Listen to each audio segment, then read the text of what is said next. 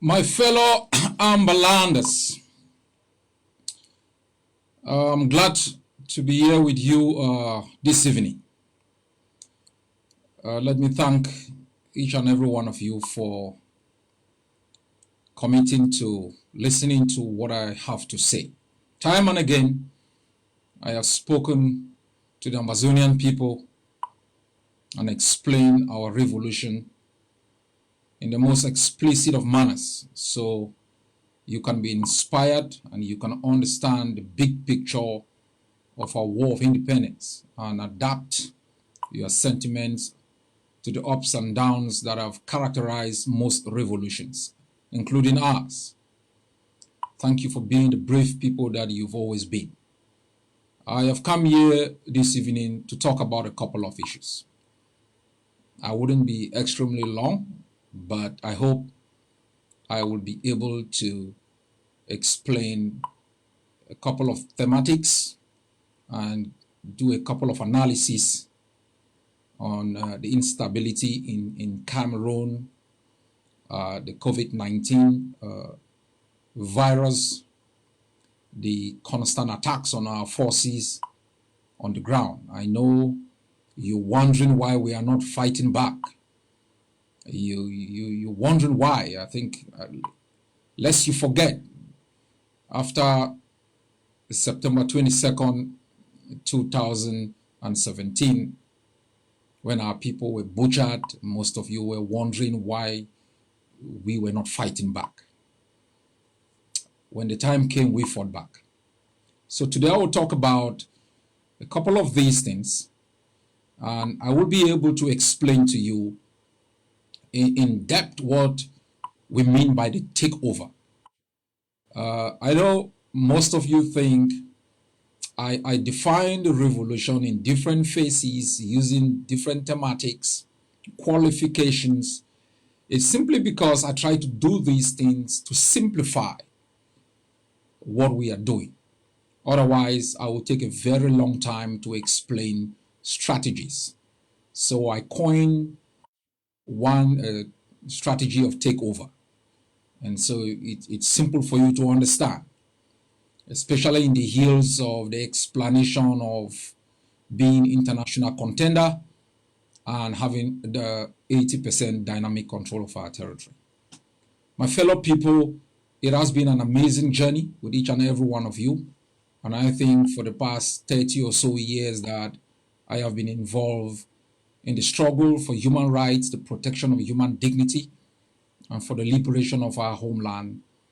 On that journey, it has been amazing. I have met the good, the bad, and the ugly. But I have remained the same. Because for all those who fight for the protection of human dignity, for the right of people to be free, you begin to exercise that by showing how your relationship is with others. I want to call on each and every one of you to join me first to observe a minute of silence on all those who've lost their lives in our quest for a homeland.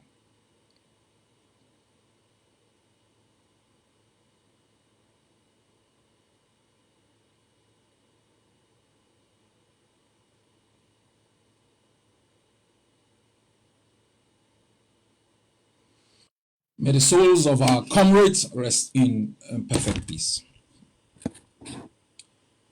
I salute, just a moment, sorry.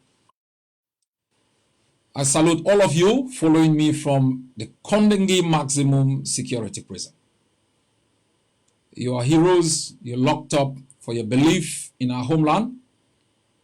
And like all prisoners of war before across the globe, you come out from there a better person. You will come out from the deprivation of your liberty, being proud of what you have done, the sacrifices you have made.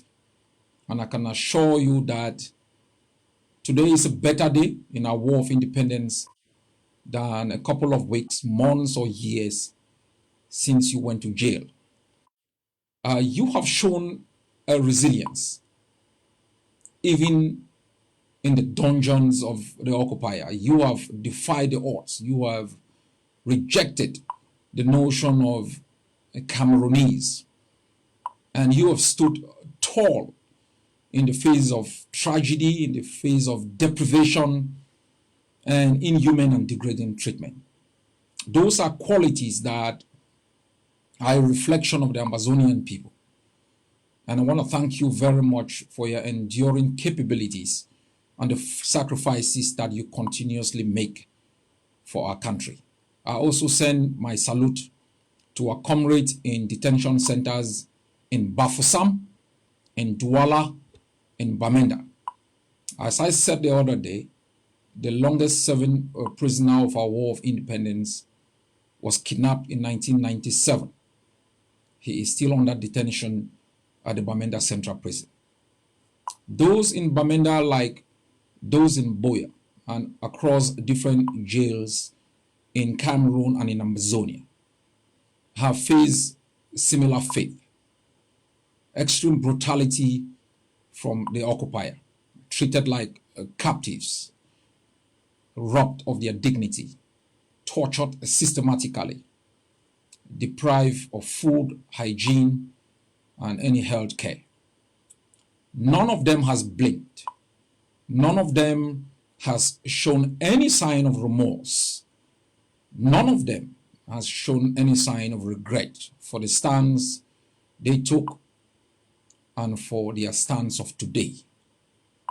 Their families continue to miss them. We as Amazonians continue to miss you. And you'll be rest assured that we are dedicated not only to freeing the homeland for which your liberty has been taken away for, but to making sure that whenever you come back, you come to a better place than you left. I know sometimes you're drowned by all the tragedies and confusion. That's how it works. That's how all revolutions are. The beauty about ours is you can be rest assured of leadership that understands this, and that each turn of event gives us a better perspective of how to deal with the future. You must understand, all Amazonians, that we are a collective. We are a people who have lived under occupation for a long time. As I said before, we are like seeds just spread around the desert, and each time the rain comes, every seed is competing to sprout. And so that competition, though sometimes sounding a bit as a setback, is sometimes healthy. It makes you understand the nature of man. It makes you understand the kind of characters and individuals you will have to grapple with the day Cameroon steps out. It makes you to better prepare the kinds of institutions that will deal with the kinds of deviances that we experience in our revolution. It makes you to better plan for tomorrow, be equipped with the virtues of compromise, tolerance, and reach out capabilities. You must understand that building a free society from a collective of people who have suffered a deprivation like ours is a difficult venture. Time plays well in the kind of leadership that we show. Come to think about it. In the past few years, there have been so many things that we have done wrong. Some have been deliberate. Some have simply been by lack of understanding. I remind you, in 1996, even before 1996, in 1993, we met in Boya for the AAC1 and came out with the Boya Declaration. It catalogued our grievances. The massive attendance of AAC1 gave some people the impression that it's game over, that it's time for them to position themselves. In 1994, we still met in Bamenda under difficult circumstances and emerged from there with the Bamenda Proclamation. That event also still brought in different set of persons, politicians, former diplomats, retired civil servants, who saw that momentum as an opportunity to place themselves in strategic positions. None of them ever read any of the works of scholars or autobiography of people who have been through such a tunnel. If they had, their excitement would have been dampened and given way for pragmatic organization and preparedness. When we emerged from Bamenda in 1994, the standing committee of the AAC was formed. And later on, that standing committee was enlarged and transformed into the Southern Cameroon's People's Conference, with executive organ becoming the SCNC. The euphoria that greeted these activities at the heels of failed tripartites was huge. It was huge. We were in the University of Buea, looking at all of these things, understanding what it took the Americans' patriots to be free, understanding what it has taken, the South Africans, the length of time Mandela has spent in jail, in the country of his birth, simply asking for the right for one person, one vote. We knew then that Martin Luther King Jr., Malcolm X, and others lost their lives in the United States simply asking for the right to be treated with dignity. So we knew occupiers, enslavers, racists don't give away their advantages simply because you hold conferences, simply because there were excitements. We knew from the onset in the 90s that we were dealing with a system that was backed by France, that had strategic importance in the Gulf of Guinea, that saw losing Amazonia as going to be a slap in the face of French neo-colonial imperialism in that area. We knew that if John Frundi, who simply wanted to become president in Cameroon, had it so difficult, was locked up in house arrest, treated with scorn and disdain, we knew that if he had to go through all of these things, still believing in one Cameroon, wanting to support one Cameroon, how more of us who wanted to rupture what they saw as their animals farm, taking away from them over 65% of what was their GDP. So we knew it was going to be difficult. We also knew that it will take more than sitting in our complex apartments and delegating members to international institutions. We knew it was going to take us time in jail. We were prepared to stay in bushes for a very long period of time.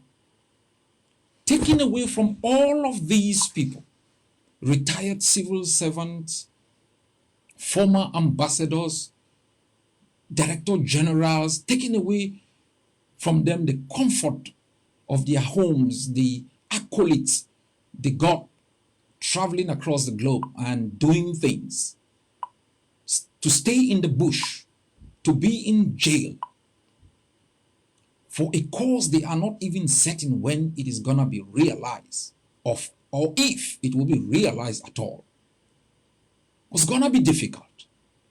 And that's why they enjoyed, the simplistic motors of force of argument. That's why they enjoyed, building the argument on the legal foundation of our case, articulating long speeches and resolutions, hoping on others to sacrifice for our own freedom. We created the Southern Cameroon's National Council, not as a movement, as a council for the Amazonians, not having members but councillors. I was a councillor by virtue of my membership and leadership position within the Southern Cameroon State League. And the premise of the Bamenda Proclamation basically said, if Cameroon fails or refuses to look into the premise of the Boya Declaration, the catalog our grievances, then that council which we had created would be enlarged, transformed into the Constituent Assembly of the Ambazonian people, and proclaim our independence at the reasonable time it was stated. These scripts were relevant in the activities of the leadership of that council. Why I'm taking you back memory lane is to let you know that the movie we are watching today, we've watched it before. And the experiences we had with that movie is helping us to shape the way we formulate and articulate policies, not only to the exterior, but policies that deal with contending forces on the Amazonian people. Take note, the council was the council of the Amazonian people. What happened was that, unable to follow the guidelines within the premise of the Bamenda Proclamation that was solidified in the London Communique after the UN trip, a few persons saw an opportunity to hijack the council and turn it into a movement. Instead of having a council that represented all of the Amazonian people, we had a few people hijack that council, turn it into a movement, and made it a competing organization within the political space of Amazonia. That is how divisions ensued then. The SCNC always said it was the biggest organization. When we came into exile, we tried as much as possible to create Southern Cameroon's missions across different areas. We thought those missions would represent Amazonians. It would include members of all the movements. The SCNC was more bent on projecting itself. It wanted an opportunity for membership fees. It didn't want to share the space. Recall, if you do, it is the same thing we did a few years back. You remember when I installed the Amazonian community in Belgium? To serve the community, to serve all of us leaders. So if I go to Belgium, they receive me as a leader. If Siseko went there, the same. Pound 4 goes there, the same. The same attitude of the SCNC came into play. They divided those communities because they had to show allegiance to the IG. Any attempt to see that community as representing our people was attacked, sabotaged. It created unnecessary divisions. What did we do from the Amazonian Governing Council? Same way we did with the SCYL. When the SCNC began claiming it was the biggest, it was the people's representative, it was all what it wanted everybody to do, we in the SCYL moved away slowly, focused us on self-defense, strengthened SCYL in different places, mobilized resources the best way we could. It's the same thing the AGovC did. In the face of these claims of the IG being the all on all, we moved and created AGovC missions across the globe as defined by the AGovC Charter. We abandoned the space in the diaspora as to reduce the tension, focus on mobilizing Ambazonians in town hall meetings, educating them on the necessity for self-defense. We moved to building an army of the people, an army that was trained, an army that understood its mission, an army that was dedicated to its vision, that understood the real enemy, that tolerated one another. We provided them an ideology, a focus, a code of conduct, and a roadmap. We began on the ground, knowing we were ill-equipped, knowing we were hemmed in by two enemies. We needed to be swift, and we were very swift in acquiring the initial materials that we needed to inspire Amazonians across the globe, that if General Ivo could ramp a B in Bamenda, pick out 3 AK-47, then the boys in Kogwe, the boys in Akwaya, the boys in Victoria, the boys in Kwakwa could do the same. We understood the importance of copycatting. We knew if you take action in the east of our country, it will inspire the men and women in the west. So sometimes people saw us claiming responsibility or putting out what we are taking as propaganda. No. It was a means of inspiring other blocks to dare the enemy. And they did, with Dengons, with Changshus. They organized themselves, got a commander, challenged the occupier. My people, confusions in revolutions are normal. But confusions that are induced, artificially created for personal gains are dangerous. They amount to abetting and aiding the enemy. They amount to enabling the colonialism, the genocide in our homeland. I will talk more about this as I proceed. But I want to talk about something else which is also critical, which I addressed the other day. I have a series of things I would want to discuss with you today. But I will come back to the first theme when I address some of the attacks on our forces on the ground and what exactly, would be our response. Now, there is instability in Cameroon. Mr. Biya has 7 lives like a cat.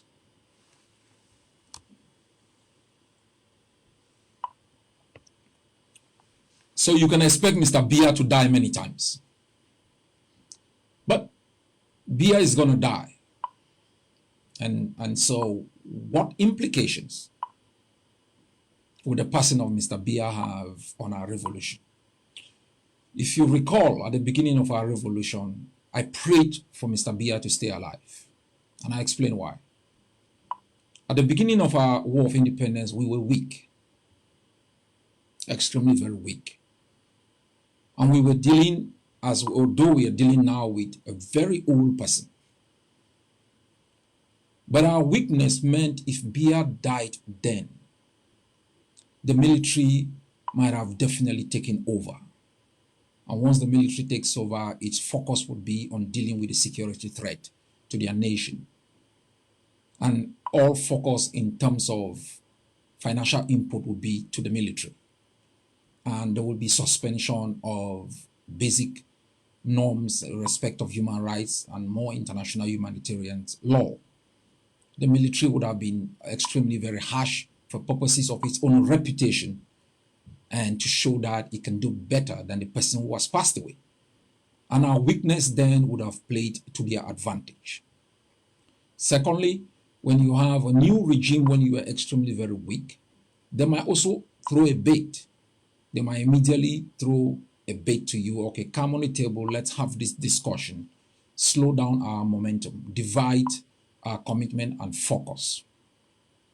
But the nature of Mr. Biya already told us that he was a guy who did not compromise. He was a guy who, even if he was going down into the deep, he would focus on a failed strategy. And we also knew then that a more than 80-year-old dictator loses support from the military when he has ill health. Soldiers usually fight for leaders too. Soldiers are more motivated if they have a more dynamic leader whom they know even in 5 years the leader will still be around to defend the acts which he committed them to doing. So then we prayed for Mr. Bia knowing we were weak. Now we are in charge, we are strong. And so Bia passing will somehow be to our advantage. But what are the different scenarios that we will be dealing with? There are two principal scenarios that we may face. Despite the fact that Mr. Bia is a dictator, he has a masquerading political system which he follows, a kind of constitutional autocracy that works. It means there is a Speaker of Parliament, there is a Prime Minister, there is a succession line. And so that succession line might still follow. But these are the scenarios that may occur should Mr. Bia pass away. There can be a controlled transition. That controlled transition would mean the Bulu axis will negotiate with the Northeast axis for someone to take over.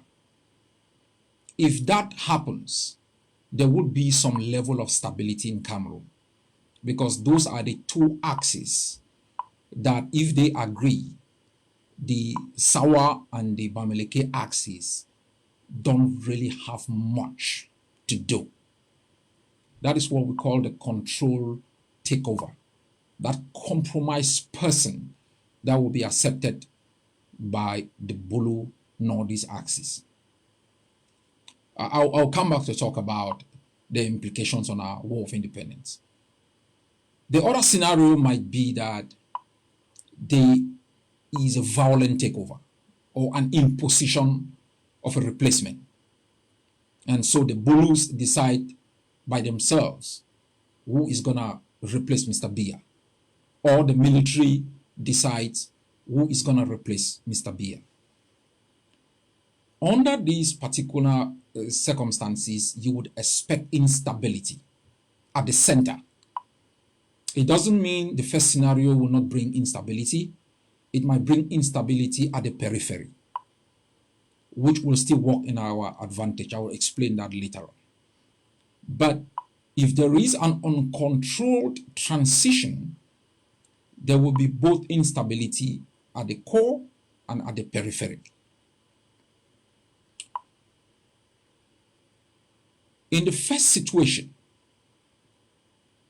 that there is a controlled transition, that the Northeast and the Bulus agree who is gonna replace Mr. Bia. There are two things that may happen. One, the line of succession. I think that should be the Speaker of the Senate, I guess. I'm not quite sure. I need to refer the Constitution.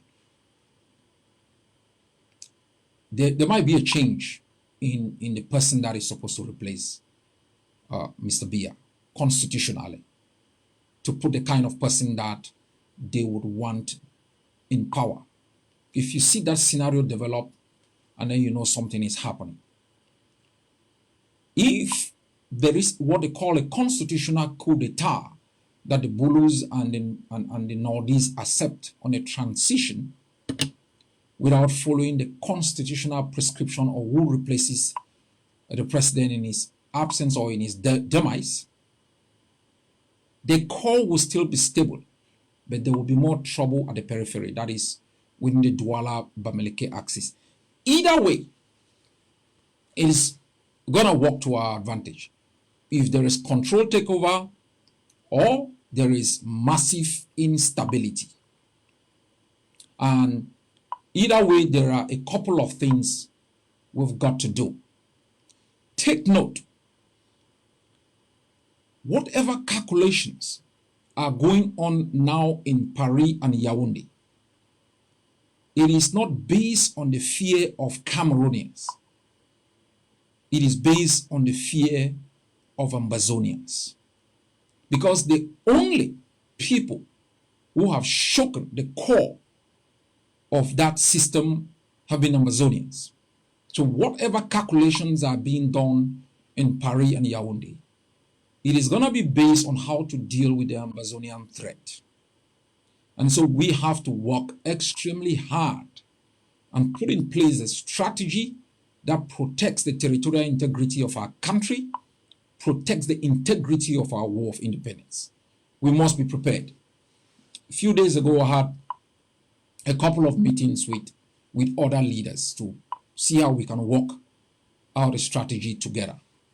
A few days before, I presented to you what exactly should be done. And I think we have all moved in that line with the other leaders. Look, my people, if Biya passes away, we will need a 24-hour takeover of our territory. 24-hour takeover of our territory. I have prescribed how this will be done.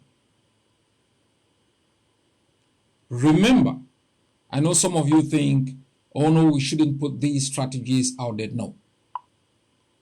There are no negatives in informing Amazonians and telling them what exactly they will have to do. Mr. Biya passes away. There will be a 24-hour national insurrection against the institutions and actors of the state of Cameroon within our territory. Our soldiers, the kind of insurrection that took place on the 22nd of September 2017, absent our defense forces. This is the catch-22 we are bringing into this strategy. We have well-armed forces across the territory. These forces on their own have fought and defeated Cameroon in most battles and have basic control of territory, where they can exercise some form of governance, some form of control. They can open community schools. In the event of the passing away of Mr. Biya, we will expect every Amazonian alive, old, young, sick, weak, healthy, to rise up and take over the national territory. As I said, all those around Fako must move straight to the capital. Our forces must lead the way, soften the ground. Even if it is a suicide mission, we will have to do it. It will be the one opportunity to show the world, to show Cameroon that this is homeland that belongs to us. All those around Mezam from Santa must secure the border. All those within downtown, you have to dismantle all Cameroon military post-administrative offices and move straight, secure their weapons, move. Your target must be up station. Take control. We will be working on what exactly will happen in terms of political and administrative control. This is central.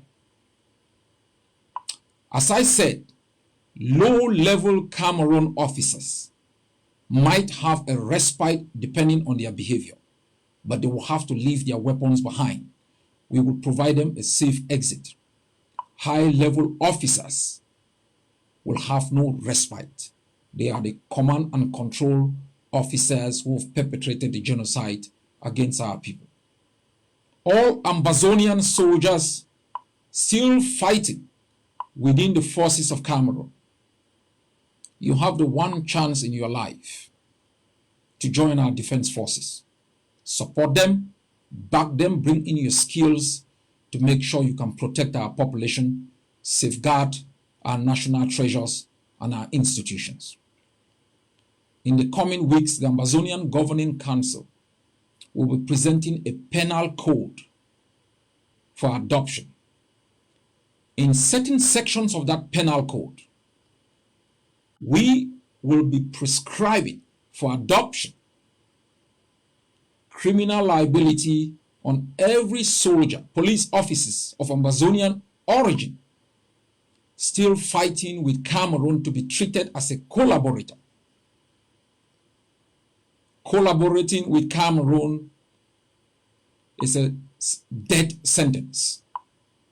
Kidnappers for ransom, extortion, amputation will also fall within the realm of enabling the occupation of our homeland, because your activities undermine the integrity of our war of independence. This is an aside, but this goes to Amazonian soldiers still fighting within the forces of Cameroon. You are aiding and abetting colonialism. You are aiding and promoting the commission of the crime of genocide, war crimes, and crimes against humanity against our people. We sometimes understand the difficulties you face in decamping, but we also think you are selfish, you are weak, you are not patriotic and nationalistic enough. 3 years into this war, for you to still belong within the force that is killing your own people is a national disgrace. And all families of individuals still fighting within Cameroon will have a certain level of culpability. You have a responsibility to tell your sons and daughters to move out. You have a responsibility for that because you benefit in their presence. So we will expect all of our forces within the Cameroon military to support, help to disarm Cameroon soldiers. We will massively mobilize our territory. That is why the SCBC will be crucial. And we met again a few days back and we talk about this. It will be crucial. Crucial for two reasons. We know we have counter-revolutionaries in our war of independence. We have people who have deliberately distorted the facts, incited tribalism. In the penal code that we are producing also, tribalism will be, the propagation of tribalism will be classified as a crime of enabling colonialism of Amazonia. That still has a sentence of either life in jail or a couple of years in prison. So the necessity for a media outlet that reaches our people to educate them, to let them understand the stakes, to let them understand the relevance of the strategy we are prescribing is crucial. And it's also central to our overall strategy should Mr. Biya pass away.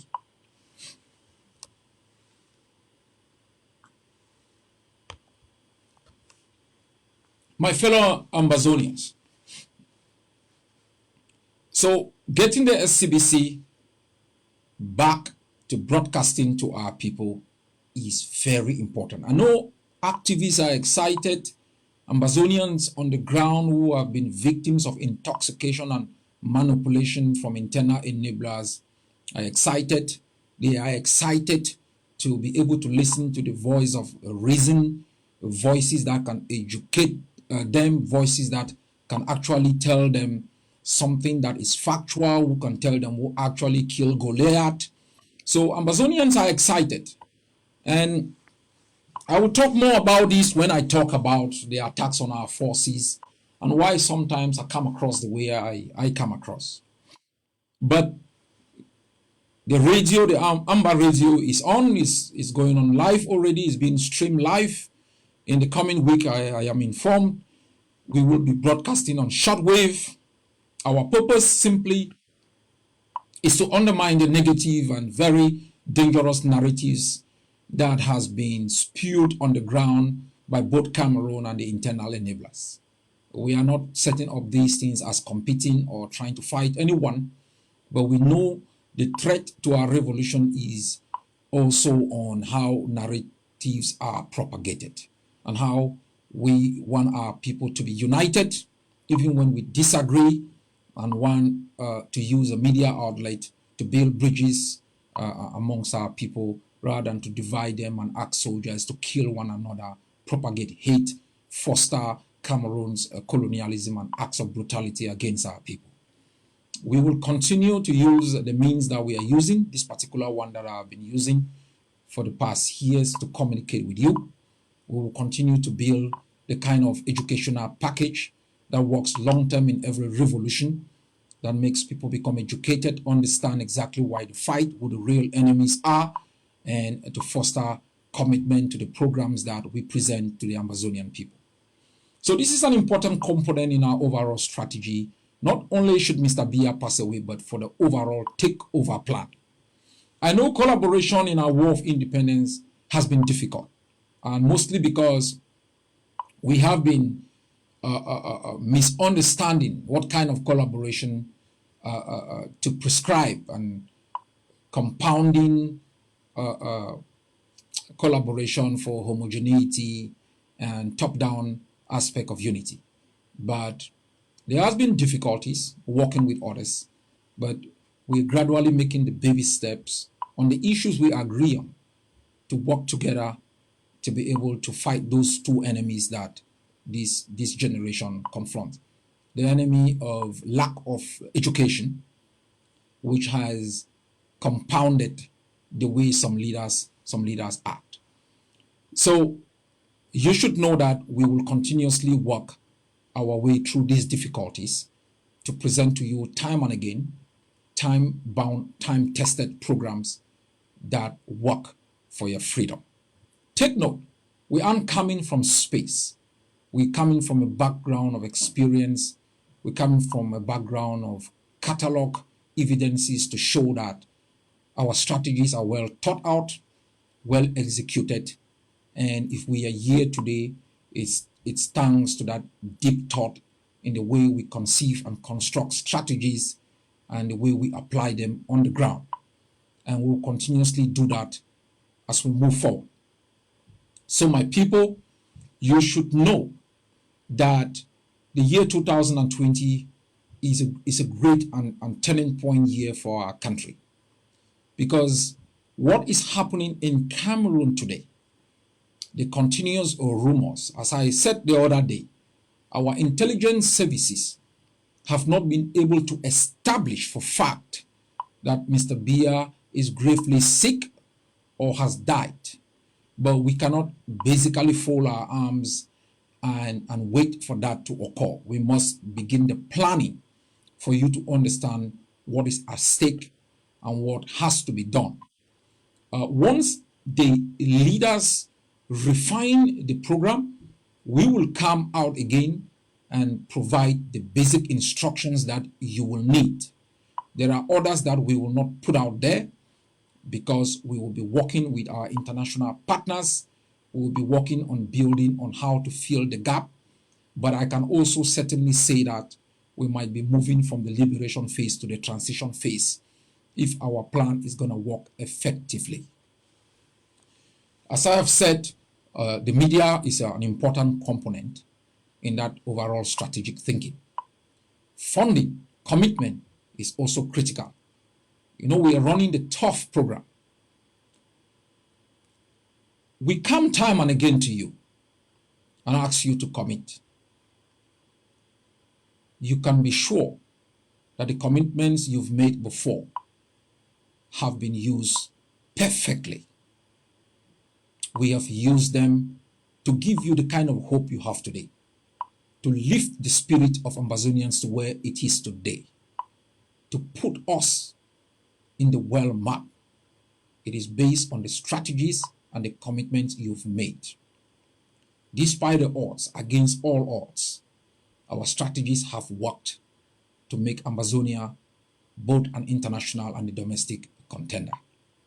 At this liberation phase, we are not simply asking you to give a one-time off commitment. We are asking you to commit for the next 6 months. Commit for the next 6 months and trust in our guts and in our strategy. We'll turn the table around for you. Take over Ambazonia once and for all and make the occupation redundant. This is an important component also, even in the program should Mr. Biya pass away. So I call upon all of you to go on the tough website and commit. My people, I know sometimes you get disgruntled, you ask questions, but this is what you should know. In the past weeks since we launched the tough program, Ambazonians have shown their love for their independence. You can follow through the calls they make when our spokespersons are online. The burning desires express the massive commitment of our people, monthly commitment, the commitment they make in one time, people committing $1,000 for freedom. It is priceless.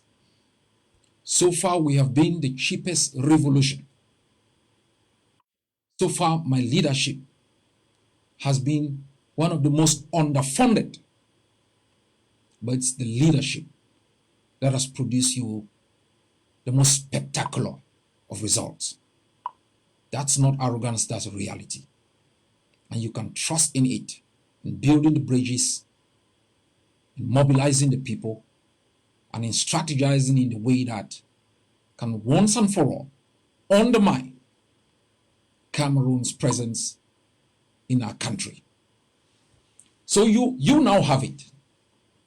I want you to focus on doing the things that you're supposed to do that will give us the means to make our plan work in a smooth way.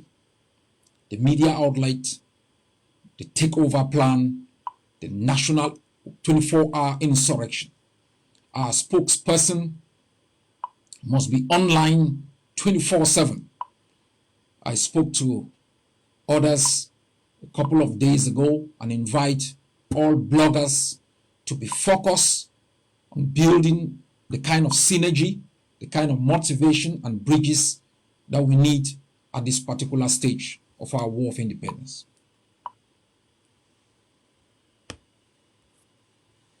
Let me move to another important issue, the coronavirus.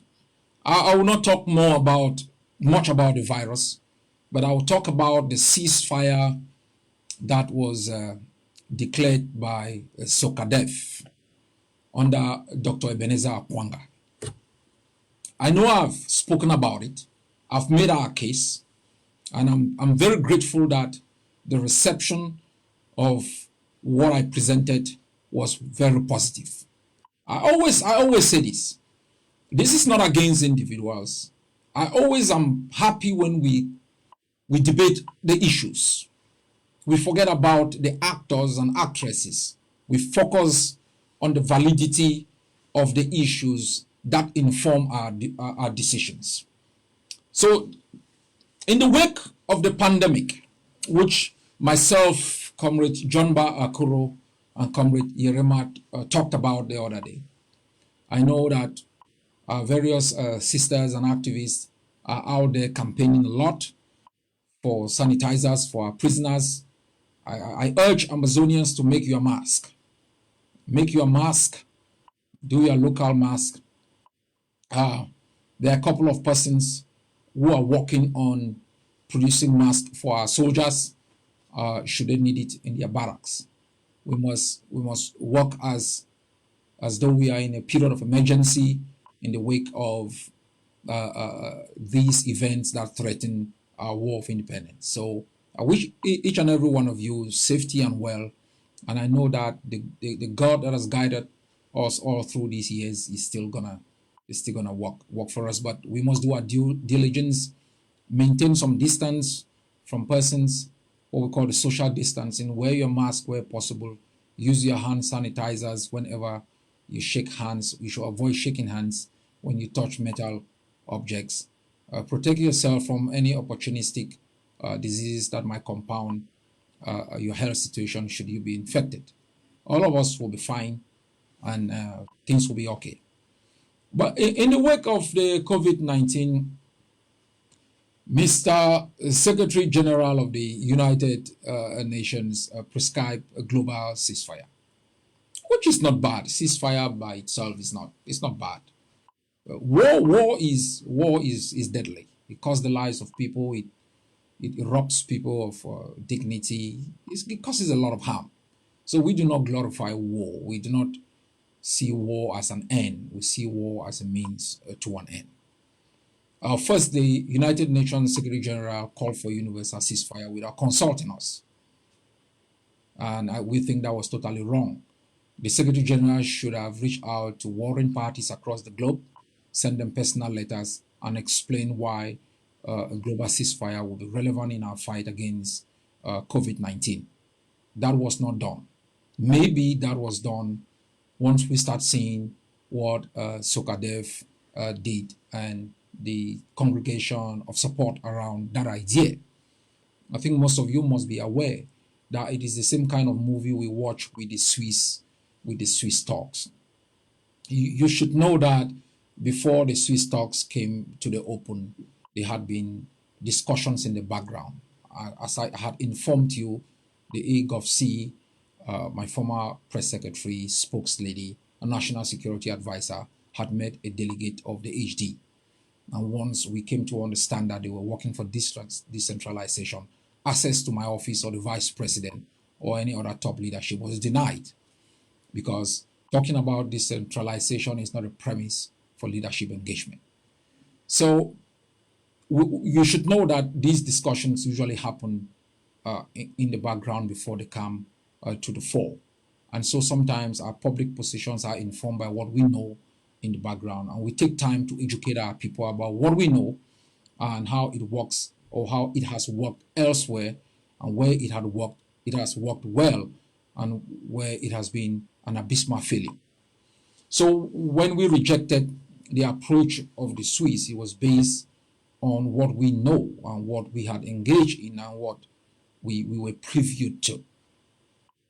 And so in the wake of COVID-19, the global call for ceasefire, public without being propagated privately, we were informed a couple of days before Sokadev came out that there are ongoing discussions and Sokadev might be declaring a unilateral ceasefire.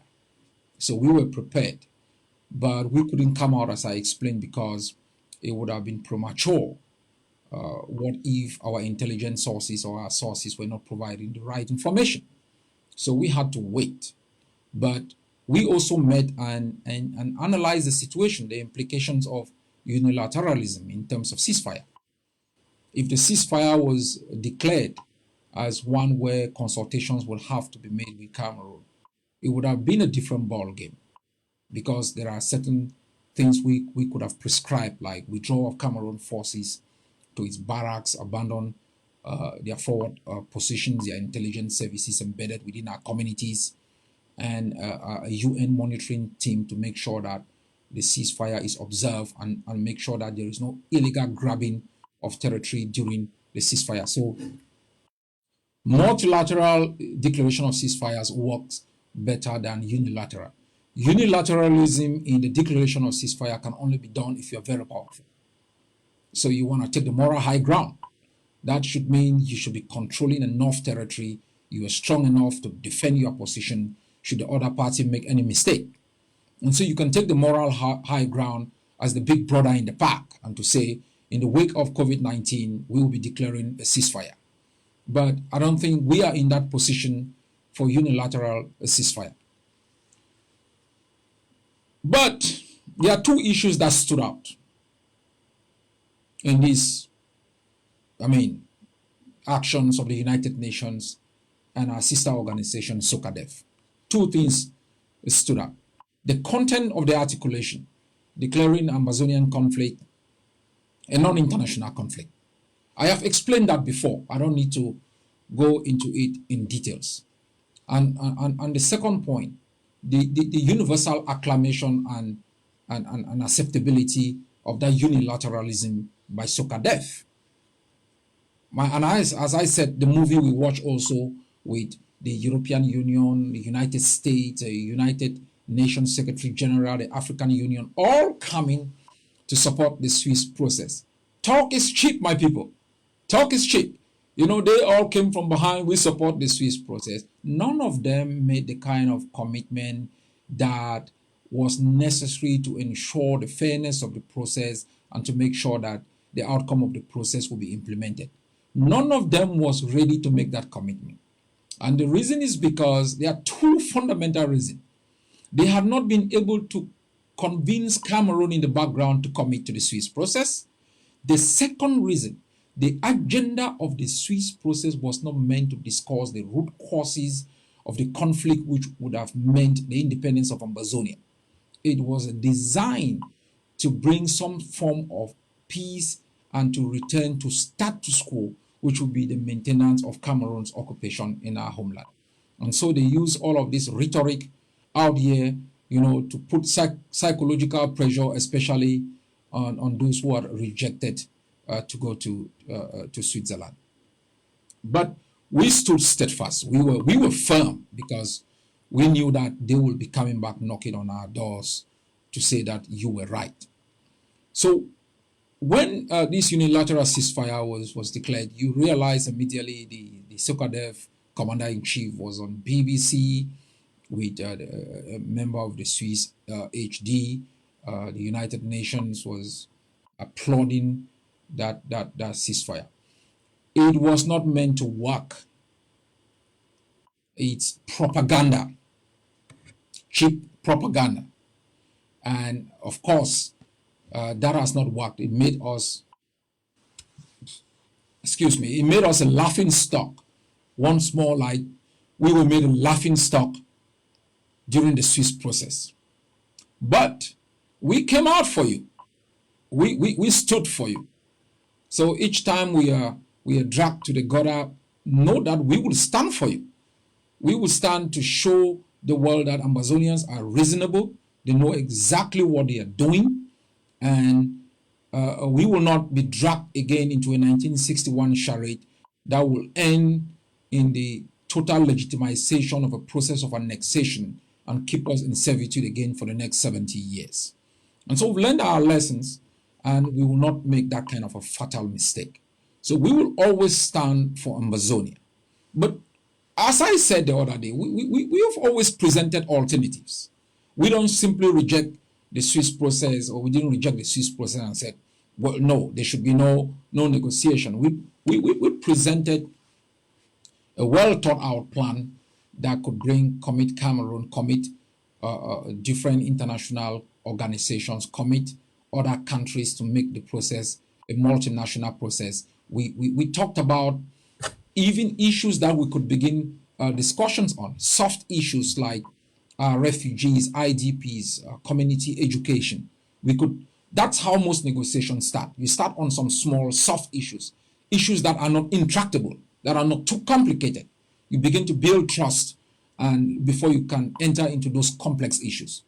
So if you are dragged to the table without an agenda, not knowing what you're talking about, without a commitment of the brutal occupier, is deadly. It's a dead end trap. If you are asked to declare unilateral ceasefire without a commitment of the genocidaire, asking your own soldiers to stand down, the very soldiers who are defending our people and protecting the lives of our people, I think it's an abdication of responsibility and extremely very dangerous. I know that others will always be quick to come out and say, we want it our way or no way. No, we don't have a way. There is an Ambazonian way. And I think the vast majority of Ambazonians, in their sentiments, in their explanation, in their expression, rejected the Swiss process. The vast majority of Ambazonians rejected the unilateral ceasefire. And so we have always stood firm on what we think will be good for Ambazonia.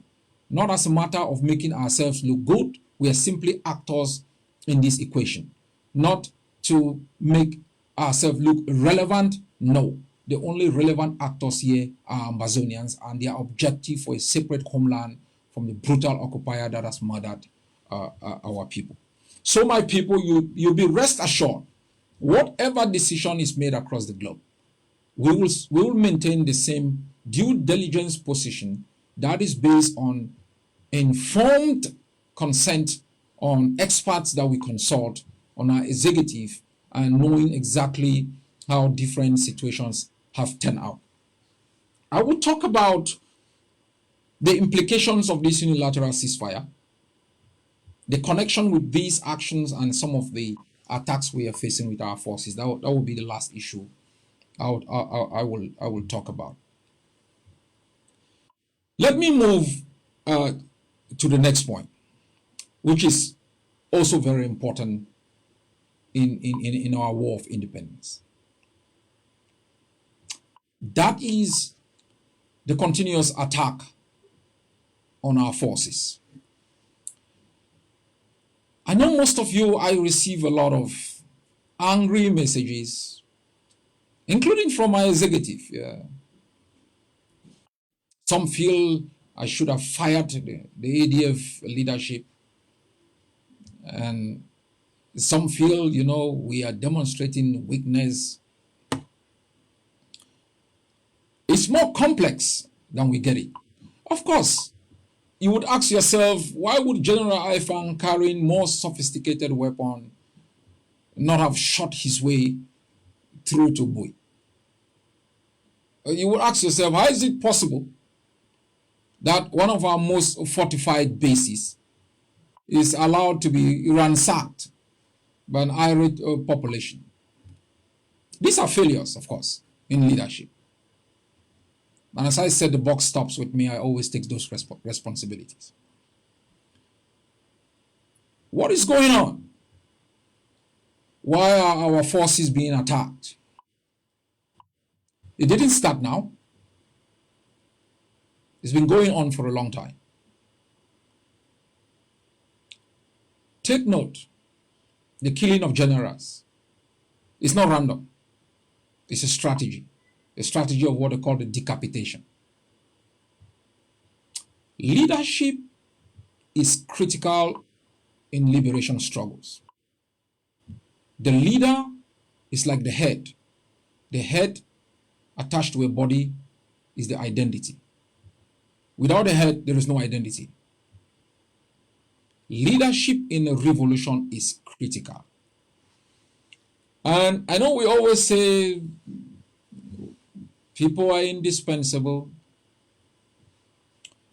You take out some leaders and you prolong revolutions for a long time. It might even fail. It will turn a revolution into a bloodbath, crimes against humanity being committed. But I want to present to you the evidence of what has happened when our forces have been attacked, when our leaders on the ground have been attacked. The conspiracy against General Ivo was not because he did anything wrong against any other Amazonians. 99% of the commanders, he trained them, provided them with the materials they needed. He supported them, backed them up. Every commander would testify to this. Why was there a massive conspiracy against him? He was an inspiration. He was the leader on the ground that provided a high sense of invincibility on our forces. What you may not know was that Cameroon participated in a very sophisticated manner in promoting the hate against General Ivo. Cameroon fueled the hate. So while internal actors were propagating hate against General Ivo, Cameroon took it over and worked for them, promoted it for them, because Cameroon knew the demise of General Ivo will work in their interest. It will not work in the interest of the internal enablers who wanted him dead. Because for every camp they attack, they don't take it over and provide the defense of that zone. For every commander that they kill, they don't present an alternative commander that inspires, unite forces and provide the materials forces have to defend our homeland. They engineer that hatred and tribalism in Fako a place that our soldiers could move at random, fighting was going on. We could attack Boya at ease. We basically control every spot in Meme. What happened when General Ivo died? Those who celebrated the death of Ivo, did they benefit? No, they didn't benefit. Who was the greatest loser? It was Ambazonia. It was not the ADF. It wasn't the ADF, it was Ambazonia. Ivo was killed after General Efang had been kidnapped through a conspiracy. They called General Ivo and asked General Ivo to send General Efang to go resolve a dispute. He went in good faith. He was ambushed, humiliated, tortured. And because they have a bigger mouth, larger propaganda, falsehood narrative, they turned General Efang into the person who was the perpetrator. We lost a lot of materials, including an RPG. That RPG was later moved and handed over to Field Marshal in Lebialem, who added it to some of his pipes that he was using it as propaganda. Did that help Field Marshal in Lebialem to occupy territory? No. He's now caged in one small enclave. Did that help the other soldiers in Momo to occupy territory and present a kind of formidable force? No, it didn't. The taking of our materials, the kidnapping and detention of General Efang left General Ivo without the kind of security that had kept him alive, without the kind of inspiration that he always needed. What happened? Ambazonia lost its finest son, its finest general, not in the hands of La Republique, but in the hands of the very people he braced, got his body wounded to defend. People hiding in the diaspora, in the confines of their home, never having fought, never having served a day in jail, never having sacrificed. They use megaphones to engineer division amongst us, tribalism to engineer division amongst us. They use the same Momo people. Take note, Momo. Take note. Those who are inspiring you to tribalism, we have known before, historically, for Momo to be the heartbeat of deafening tribalism, of arrogance. What has this arrogance brought to Momo? What has this tribalism brought to Momo? All across the national territory, you have a Metakwata. You go to places like Kwakwa, it is part of Mogamo. You go to different places in the southern states, they have all migrated. What has this arrogance and tribalism brought to Momo? My sister is married in Mogamo, buried in Guzan. We also experience the tribalism and hate. What has it brought to you people? You engineered the killing of your finest and bravest son. The same way a son of Momo, Solomon Tande Muna, betrayed every other effort to save Ambazonia. I grew up in Gembo. We usually entered Muna's house. His cousins, the Muna Benson, the Muna Brians, were my friends. We went in there all the time. Moving from Muna's gate, driving right down into his building, was tarred. We ate dust. We ate dust on the road. GHS Mbengwi, constructed by the Canadians, was allowed to dilapidate. When students across different areas could come and study, it created opportunities in Momo. Thousands and thousands of students left different areas, came to Momo. It provided opportunities for mothers who sold in Bon Market, in Tat Market. I moved into different areas in Bomi, Bessie, different villages, From class 5 in GS Ngembo, I was playing the 9th position in GS Ngembo. I went to every village to play. The ball was bigger than me. I gave Momo what they could never give to me. You all tribal warlords sitting out here, running their mouth and talking about Mogamo, talking about Momo. What have you given Momo? What is it that you've given Momo? You find uneducated tribal warlords who cannot distinguish their left from their right. They come on social media. I bet you Ambazonians, take note. I don't issue threats. It took me a while to confront Cameroon. When the time came, Cameroon is facing it today. The time will come.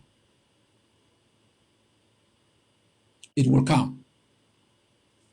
And for all of you, the chiefs and funds being instrumentalized to attack the ADF, we will take you out. Whether you are a chief or you are a fund, I will hang your head on a stick. Keep attacking the ADF. Keep making us losing the grounds we've gained, the victories we've scored for our people. Bring in your tribal cartels. Propagate hate, tribalism. For you, the receptacles in those villages, the devil sitting out here will not be there to defend you. They will not be there to defend you. You conspire to kill your own son. You're going around spreading falsehood, collaborating with La Republique soldiers to attack the Ambazonian Defense Forces. In the name you want to defend your cartel. Gideon is going around using the Alphabet TV, instigating tribalism across the territory. You are clapping for him. The same way you people clap for Concho Komeni when you didn't believe in Ambazonia. The same way you clap for Chiroma when for you Ambazonian project was not important. It was a white elephant project that was unattainable. You cheered Cameroon, dressed in green, red, yellow, and you heard that there was a revolution in Ambazonia. You saw it as a platform to engineer tribalism, to make yourself relevant, to embezzle millions in the name of fighting a war. You expect me to jump into the pig style and fight with you. The time of reckoning will come. You engineer the kidnapping of my finest soldiers in Bui. You executed Nginyam. You got illiterates to kill the peacemaker. I will hunt you down. There will be Ambazonia for one people. You think because I don't come out to talk is because I'm afraid of you. I've never been afraid of Cameroon. I have never, from the day I left my mother's womb, been afraid of anybody. No one I've ever been afraid of. None of you has carried a pistol and gone to battle. I have. I have been wounded. I'm not scared of any of you. Some of you come on Facebook and run your mouth and say whatever. I stay quiet for Ambazonia. I don't need to defend myself. Ambazonians will defend me because I am the truth. I am the light. I'm the way.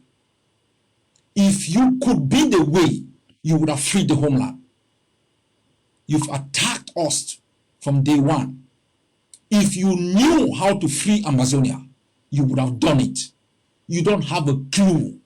We have lost Lebialem, nearly lost Fako, nearly lost Meme. Bui is in shatters. You don't know your left from your right. You have no national liberation plan. You're running around experimenting with the lives of people. It's about you. It's not about freedom. I fought in the trenches. We've bled in the trenches for higher causes, different causes. Because I don't come to fight, to snare. It's because I know there is tomorrow, when I'll be able to look at some of you evildoers in your faces It's not because I'm afraid of you.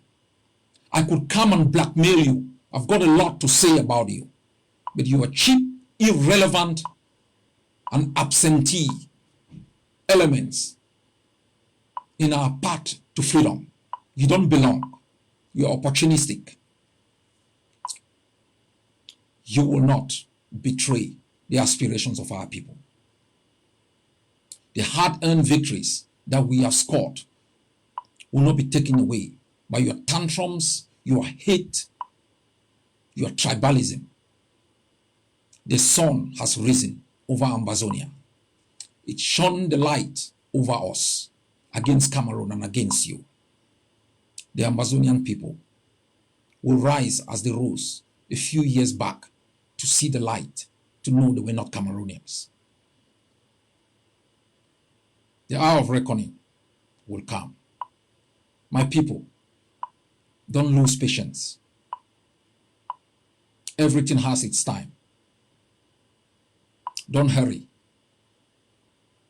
Everything has its time. They have hurt us a lot. Mothers have mourned. We have mourned more from their hate. They've given access to the enemy to butcher our soldiers. Braveness has been paid back by hate. They are afraid of your victories. They are afraid of your successes. Each commander that shines is a threat to them. It's a threat to their paymasters that continuously fund them, giving them access. I call on all those who still support this cartel, those working within the LGAs, to rally with us to defend our war of independence. These men are evil. They are evil. They don't believe in the same destiny that we sacrifice for.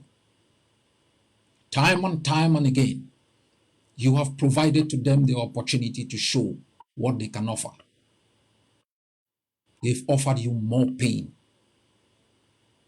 We've lost ground because of their naiveness. We've lost ground because of their hate and anger. They've lost control. They want us to go down with them. They want us to sink like the Titanic with them. You must rise up to defend your revolution. Commit to the National Liberation Plan. They are afraid when you mobilize funds. They are afraid when you inspire hope. They are afraid when there is calm and cohesion, because they only succeed in chaos.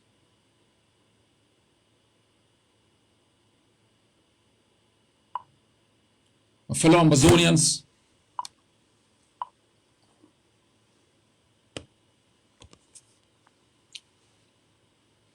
you have defeated a Cameroon.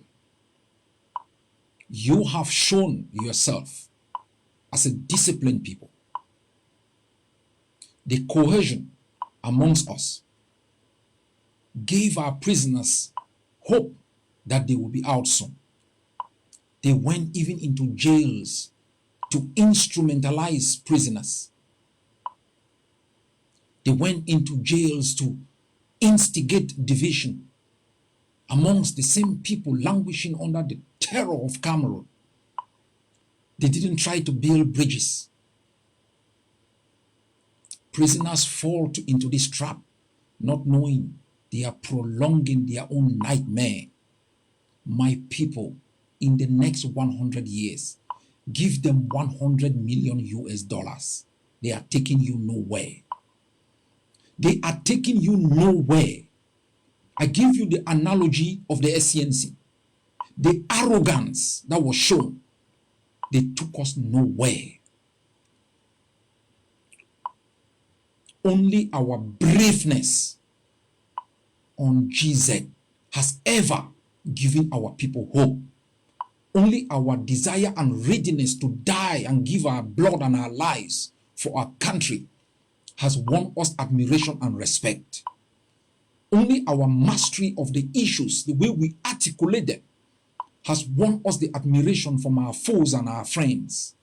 Only the way we've presented ourselves, organized ourselves, fought with bravery, has won us even the admiration of Cameroon, and has even inspired Cameroonians to rise on the same spot on which their own forebears were murdered, to challenge the same system that continuously robbed them of dignity.